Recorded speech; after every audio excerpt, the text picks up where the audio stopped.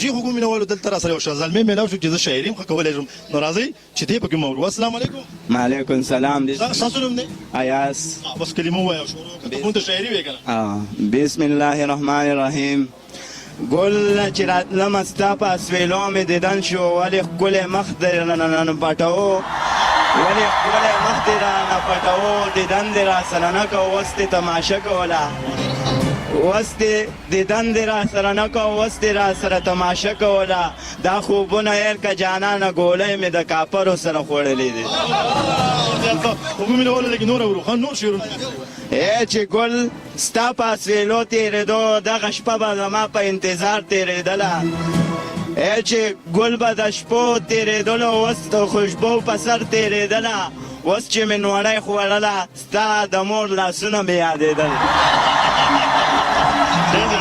فرمان کسکر پېژنې؟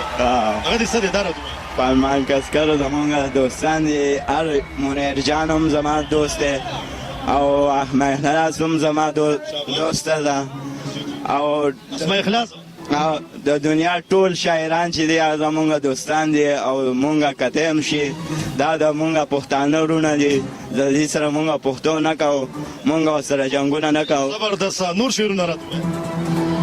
چې دشمنۍ درله درکم ای ګولۍ درله درکم ای کاپر ستا د ګولو نه ستا د دیدن نه څه وشو دنیا ورانه شوه چې خوبونه مې درنه وړل انتظار وران شو چې عاشق شوم ای مین چې په زړه شوم ای چې جذبې درنه تاپیله نه وي تا نه راکوله دیدن مال درنه دیدن وغوښتلو.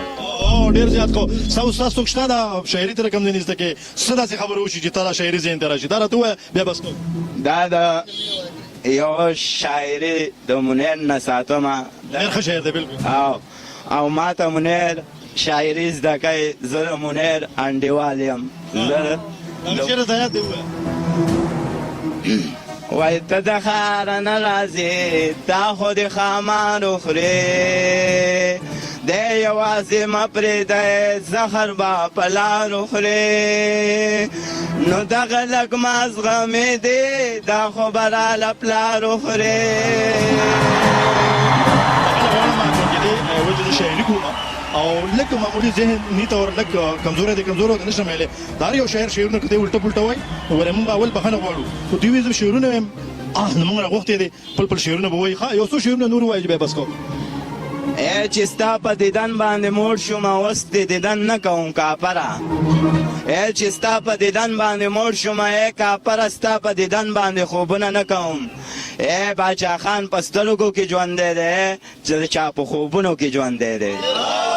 ډېر زیات ښه ډېره زیاته مهرباني انشاءالله بیا به میلاو شو او نور شاعري مې درنه بیا ریکارډ کوم ښه وګورئ مینوال یو خبره واورئ که هر څومره شعرونه یې ویلي د هر چا چې ویلي بښنه غواړم مونږ سره اوسئ او خپرونې خلک څه وایي سره اوسئ مننه.